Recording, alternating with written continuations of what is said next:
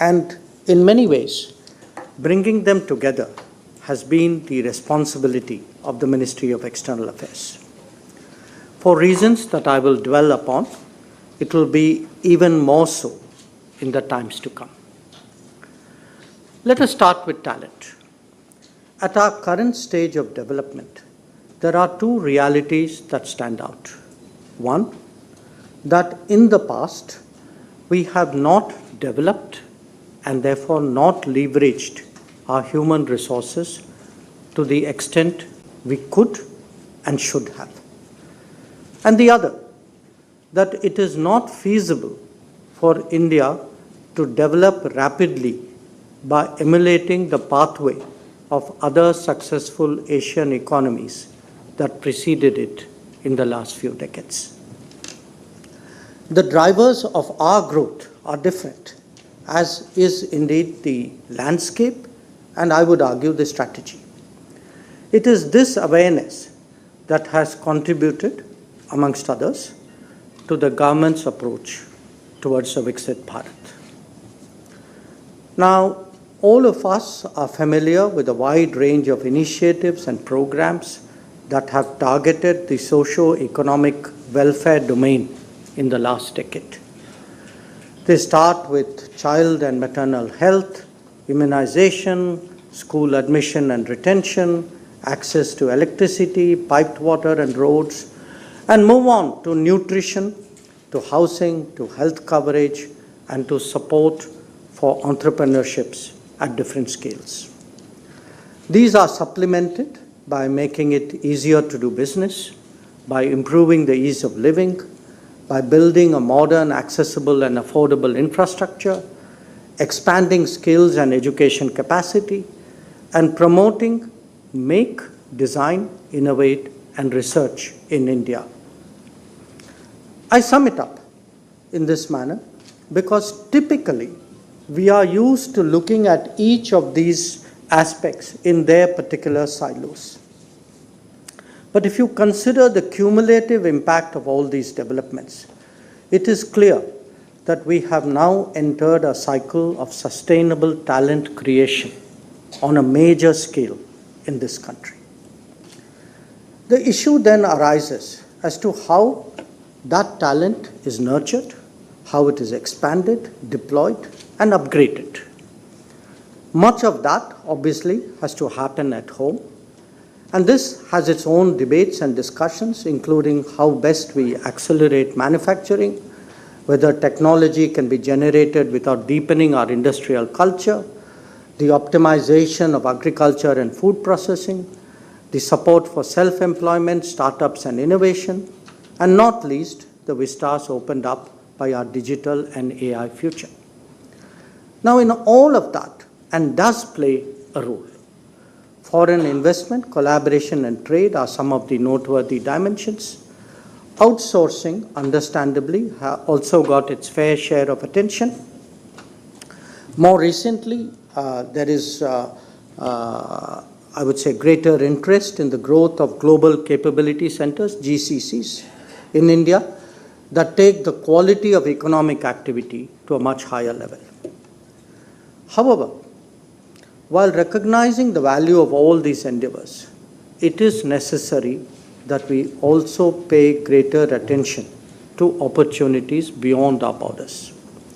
And the reason for that is the emergence of the global workplace with a global workforce. These are phenomena spurred by sharp demographic changes, demands of new technologies and their diffusion, compatibilities in culture and work ethos, as well as the premium put on trust and resilience in many fields. Each of these are an outcome of a particular trend in world affairs, whether it is social habits accompanying development, the impact and deployment of creative products and services, sharper strategic competition among major powers, or the insecurities from the COVID experience. Now, we are gathered here, all of us, to explore the opportunities for Indian talent in such a scenario. And I truly believe that these are significant enough to warrant greater attention and effort from all of us. There are currently roughly about 34 million Indians and PIOs living and working abroad. About half of them, again that's a very approximate figure, half of them are our citizens. Perhaps a third are located in the Gulf, and the rest of them are spread across other geographies, mostly developed economies. However, given the trends that I spoke about, the possibility of expanding that even in the near term is very serious. Bear in mind that we Indians have also developed by now a strong history of employment exploration abroad. Obviously, we are not unique in this regard, but nevertheless, we are unusual in that this has been sustained over several generations to differing regions at various levels of skills. As a result, there is the techie, the entrepreneur, and the professional in the United States, the blue collar and the service provider in the Gulf, the self-employed and the agri sector in Europe and North America, as well as the scientists and researchers in so many other countries. Moreover, many global professions like seafaring, airlines, and the hospitality sector have already tapped into our human resources pool in a significant level. That there are so many students abroad is also a factor as they often transition into jobs. Economies like Australia or Germany have seen a significant increase of working Indians in the last few years. Through migration and mobility partnerships as well as specialized skilled workers agreements with 22 nations, we have created a pathway as well as a brand. Now, let me emphasize that these are not hypothetical possibilities or even prospects that are somewhere on the horizon. The need for talent abroad is a situation that is actually upon us today. Let me give you some concrete examples. Only yesterday, and the Japanese ambassador is sitting here before me, the Speaker of Japan was here to advocate an action plan that would create a concrete and predictable flow of Indian skills to his country. It would help take forward the SSW, the Specialized Skilled Workers Agreement, that we had concluded a few years ago. Let me give you another. Israel, as an example, where there is already a flow of workers in different domains. Mauritius has a similar demand and has concluded an understanding with us. Malaysia has opened up many more sectors to Indian skills, especially construction. We have been traditionally a source country for Singapore, and their requirement will upgrade even as their economy does. The German Chancellor was here last October, and he spoke of increasing the employment visas for Indians by 4x. My counterparts in Italy, and again I note the ambassador here before me, in Italy, in Spain, in Austria, in Greece, have all shown appetite to tap into our human resources pool as urgently and effectively as possible. This, I emphasize, is just the tip of the iceberg, and we must prepare for what is below the waterline. My short point is that there is a demand in the world, an availability in India, and the basic groundwork done to enable Indian talent to gain global access is there. Now, how well they do that and what will be the scale, I think that is up to us. Having just come from the Waves gathering in Mumbai, where the orange economy of culture, creativity, and identity was explored, I am tempted to continue this presentation with a further metaphor of colors. So let me start with the green and the brown economies, with their associated infrastructure as a good place to begin. They will clearly coexist for some time to come, but each will become smarter and infuse newer technologies. They will require a wide spectrum of talent that will grow both in size and complexity.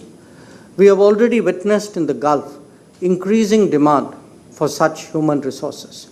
I should add, by the way of example, that today, if one looks as to where Indian nationals live and work, the two largest economies are not the US and UK as people typically think.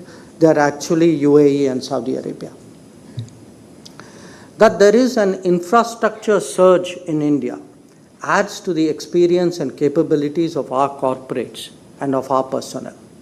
In some sectors like renewable energy, water or power transmission, our people are already securing openings by their track record at home.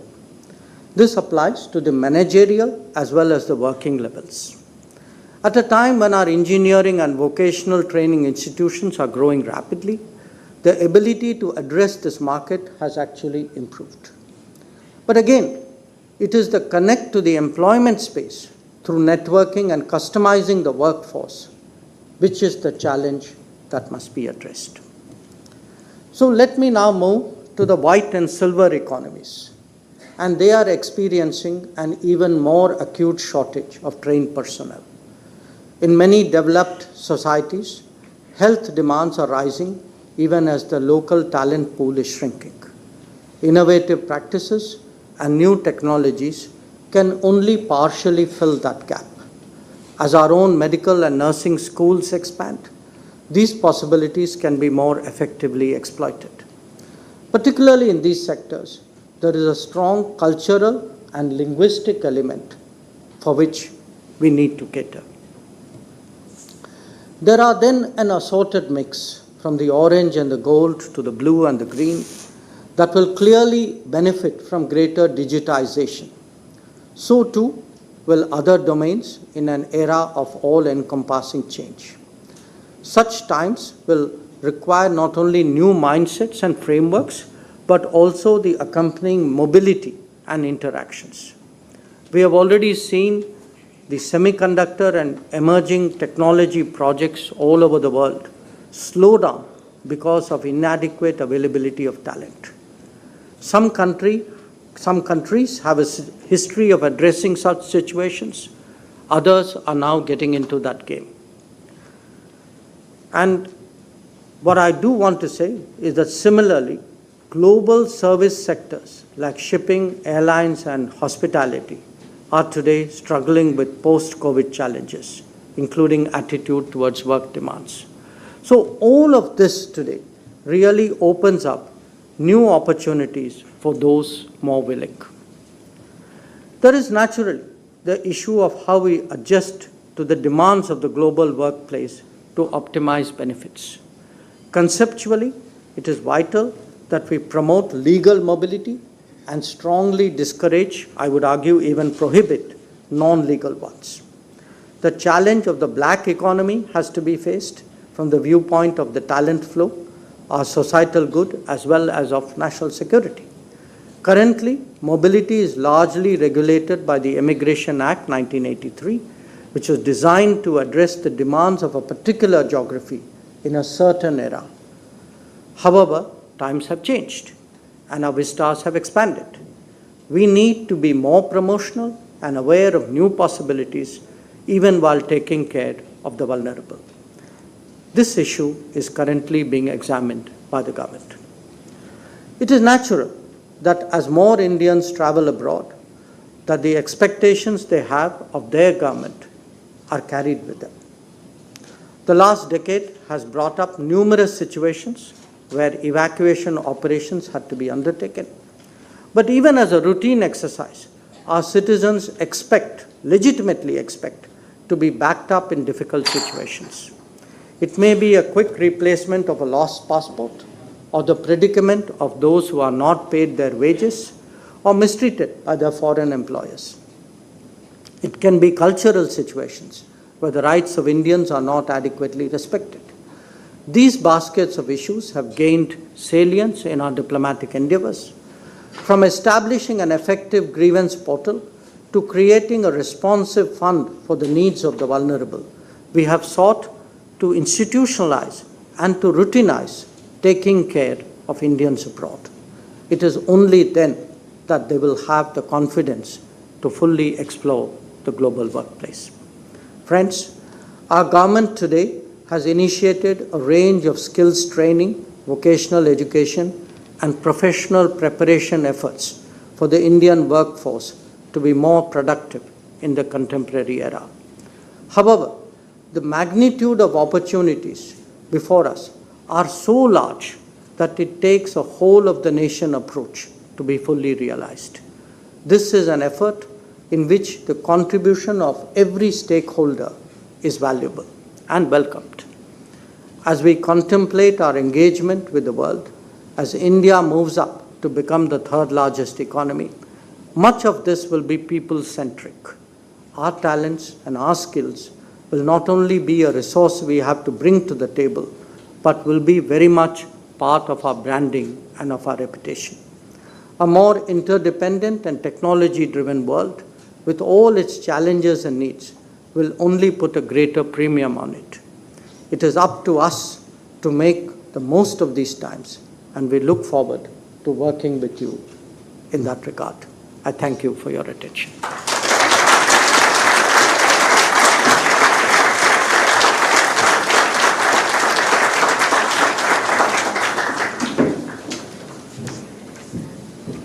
Thank you, Dr. Jaishankar, for your leadership and your commitment to expanding global avenues for Indian youth.